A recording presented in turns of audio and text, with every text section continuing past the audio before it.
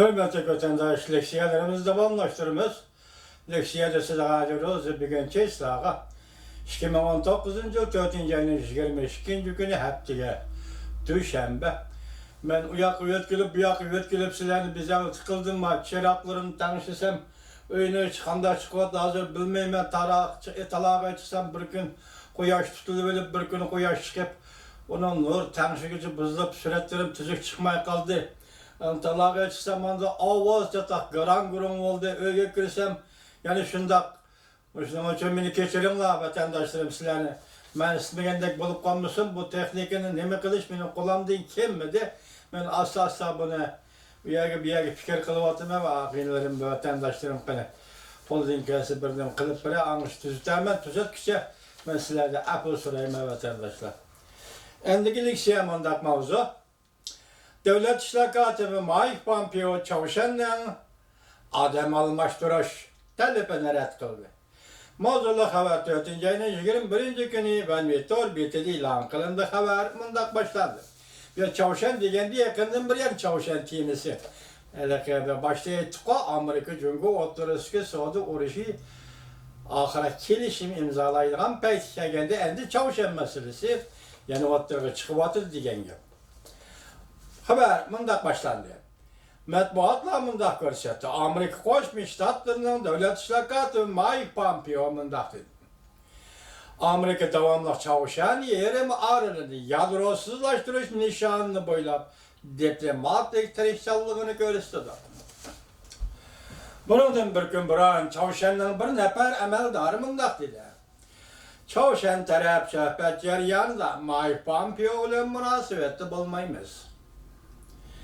Reuters 4. ayının 19. günü haber kılıp mındak görsetken Devlet İşler Katibi Mike Pompeo Washington'da muhbirlığı mındak dedi. Hiç neresi özgergini yok. Biz sohbet ötküzüz ki devamlı tırışçallık görüstümüz. Ben yenile Amerika taraf sohbet ümügüne başkuruvatımın. Barlık faaliyetimizge Prezident Trump rehberlik kılıvatıdı. Lekin ben yenile sohbet ümügüne başkuruvatımın. Devlet İşler Katibi Mike Pompeo yanımındak dedi. Çavuşan meselesi alaylı vekili Stephen başçılığındaki Amerika diplomatları Çavuşan yerim ağrılığını yadrosuzlaştırışını işe aşırış cihette devamlı tırışçallık görürsün. Devlet İşler Katibi Mike Pompeo'nun da görsetti. Çavuşan oturup koygan imbargı siyasetini bekar kılış taleplerini gerçek kanaatlendirilmesek bu, lekin uçuruşni saklap kalımız. Devlet İşler Katibi Mike Pompeo mındak görsetti. Çavuşan'ın barlık kırgıcı kurallardan vazgeçişine haydakçılık kılımız.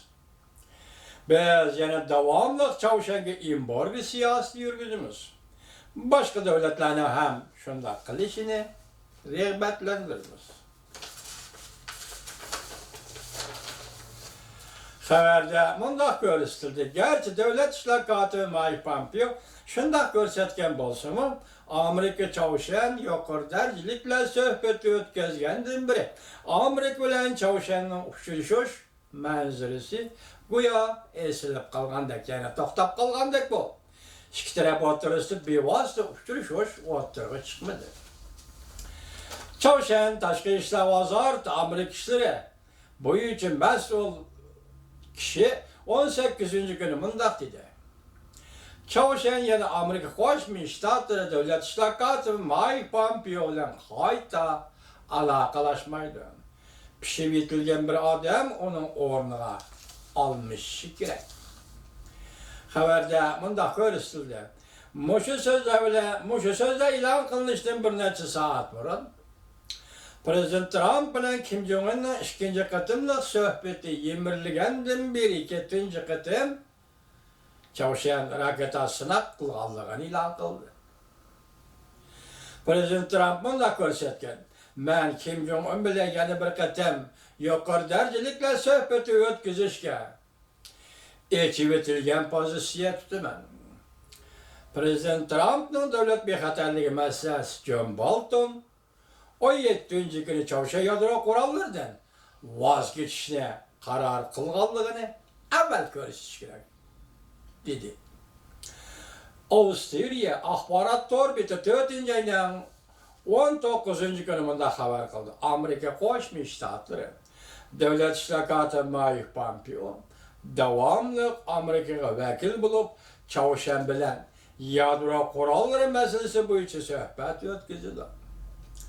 19. gün Devlet İştirakatı ve şundak bildirdi. Bundan buran Çavuşan Mike Pompeo'nun karakteri kopal işken söhbetten çekiniş gerek diyen ve agahlandırıp bolmasa söhbet katmal halga düşüp kalıdı depme görsetken. 19. gün Devlet İştirakatı ve Mike Pompeo Washington'da Japonya emeldarları bilen görüşkende mundak dedi. Hiç neresi özgergini yok. Biz devamlı hizmet kılıvatımız.